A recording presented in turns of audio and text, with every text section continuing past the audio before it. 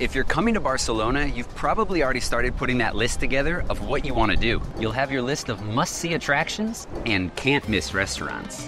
But are you sure you've thought about everything? No matter how well prepared you think you are, there's always something you might have overlooked. So that's why in this video, I'm taking a look at 5 seemingly boring yet useful tips for visiting Barcelona that tend to get overlooked and will make a huge difference with some of those bigger plans. The temperature here is expressed in Celsius, and that can be pretty hard for some of us to figure out how to dress or what to wear each day. Read Americans. If you need to convert that Celsius temperature to Fahrenheit to have it make sense for you, the equation is 9/5 the Celsius temperature plus 32. But who can do that in their head? What I used to do before I learned how to use Celsius is you take the Celsius temperature times 2 and then add 30. That'll more or less get you there. And by the way, when I make those monthly videos and give all the temperatures in Fahrenheit to help people out, I love all those comments of people telling me that I need to adapt and use Celsius. I use it every day, guys. And here's a little trick and some guidelines. If you don't want to use any of those conversions, see that Celsius and know what you can wear. 20 degrees is considered warm, 25 degrees is considered hot, and 30 degrees is really hot. But what I think you really need to know about those temperatures and the weather here in Barcelona is that with the Mediterranean climate, it's really pretty mild. It's not going to get as cold as it will in some of the other parts of the country. What you're going to see with those temperatures and those degrees is that it's really the humidity that gets to you. In the winter, it really gets into your bones and stays there. And in the summer, it really causes you to sweat. So keep that in mind while you're around, and also keep in mind that you've got fluctuations throughout the day. The morning and the evenings are gonna be much cooler than what you have at the very middle of the day. So you always wanna dress with layers. Now, apart from clothes, there might be some other important items that you'll need to pack, but it's probably better that I show you. So let's head inside. Now, one of the things that you need to know if you're coming over to Spain, if you're bringing any electrical appliances with you, is that the voltage here is anywhere from 220 to 240.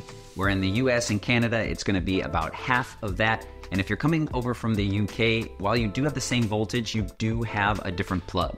So for all of those appliances, you're probably gonna need some sort of adapter. Now, one of the things that I've found is that bringing an adapter with you is much better, more than anything because of the price. I've always found that if you try to find one of those adapters while you're already over here, you are gonna be paying a whole lot more than if you had just brought one with you. So getting an adapter, like you can see right here, is always going to save you a lot of money bringing it with you instead of buying one right over here. Now, why you need that, apart from the difference in the voltage, is also because in Spain, you usually have those type F plugs, and in the US, you can see they have the A, maybe even the B plugs over there. So it is a difference not only in just plugging it in, but also that voltage.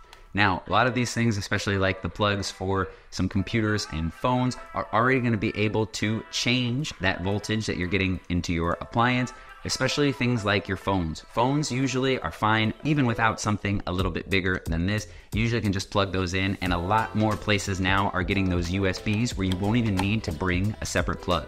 But if you do have to bring something like a computer, an electric toothbrush, a hair dryer, those are the things that really will be affected by the difference in the voltage. So make sure that you're bringing over an adapter with you and you won't have any problems while you're here.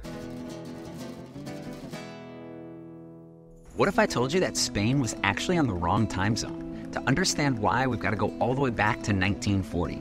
In the aftermath of the Civil War, Franco changed the time zone to move it ahead an hour to match with Hitler's Nazi Germany. Now think about where we are. We've got the UK directly to the north and Portugal as our closest neighbor, and we're an hour ahead of both of them. We're on the same time zone as Germany and countries as far away as Poland. So what you're gonna notice when you're over here in the summer is that you've got incredibly long days. It'll be 10 o'clock before you see that sun completely go away. Now, I'm not complaining about it, but it does make the winter a little bit more difficult. We're already, by 5 p.m., you've got complete darkness. Now, the only part of Spain that's actually on the correct time zone are gonna be the Canary Islands. And this is something that maybe you don't think about before you come over here a whole lot, but it really is going to help with planning those activities. Know that if you come in the summer, you've got really long days to take advantage of, and you can be really out until late into the evening, taking advantage of all those different activities here in Barcelona. And in the winter, you're probably gonna wanna take care of those things a little bit beforehand. It comes into play especially for things like the Sagrada Familia, where you really wanna see the play of the sunlight coming off of that stained glass. So in the winter, you're probably gonna wanna get there around 3 o'clock, but in the summer you can stretch it out to 6, 7 p.m.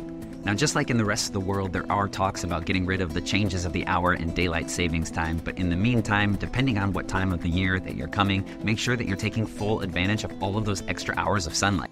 You probably already know this, Spain uses the euro, but you'd probably be pretty surprised to find out how many people think they can come over here and bring some sort of other currency. You can't bring dollars or anything else while you're over here and use them in the shops, the restaurants, or anywhere else around. You will need to use that euro.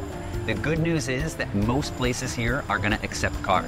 And when you pay, one of the things you always wanna do is you wanna pay in the local currency. You wanna pay in euros and avoid those extra fees. One of the things that I always recommend is staying away from currency exchanges. Don't bring those dollars or any of that cash over here and try to use one of these exchanges because you're gonna get a really bad rate. Like I said, most places are gonna be using card, but if you do need to have some cash, it's always nice to have a little bit if you wanna leave a tip at a restaurant or even in the taxi. Again, not necessary, but always very, very valued over here. You can always use either an ATM, just make sure that it is an official bank that you're using. You don't want to use any of those Euronet ATMs that are going to give you a horrible fee. Or the other thing that you can do is you can get those euros before you come here. Go to your local bank at home and buy those euros before getting over here because you're going to get a much better deal. It's one of the biggest questions I always get with people that are coming over here to visit Barcelona with how much cash you actually want to have on hand. Now remember, you can always default to that card, but the other options, if you need to have that cash with you, is to either take it out beforehand and bring it with you, or use an ATM while you're here. But the one thing that you want to remember if you do want to have some cash with you is you never want to be walking around the city with a large amount of cash. Now picture this, you're at a restaurant and you need to go to the bathroom. You get inside and you find two doors. One has an H and one has an N. Which one are you going into? Gentlemen, if you picked the H, you're correct, and ladies, if you picked the M, you're correct as well. The one thing that I see a lot, especially with groups that come over, is that we automatically see that M in men, we might go into the wrong restroom. Remember that in Spanish, hombre, the H is the men's room, and M, mujer, is the women's room. Now, interestingly enough, in Catalan, you're not gonna have the same problem. The D for dona is the women's room, and the H, still the same, but this time home is the men's room. So you just wanna make sure that you're getting into the right restroom and avoid making that embarrassing mistake of walking out and finding that you weren't in the right place to begin with. Now you know the difference in the letters, and hopefully you won't make that mistake when you're here, but other times you'll see some pictures and you might have to decipher which one is which. Now, finding yourself in the wrong bathroom probably isn't the end of the world, but there are a bunch of other mistakes that I see tourists make all the time when they come and visit Barcelona. And so you don't make the same mistakes, watch this video next so you can travel Barcelona like you lived here.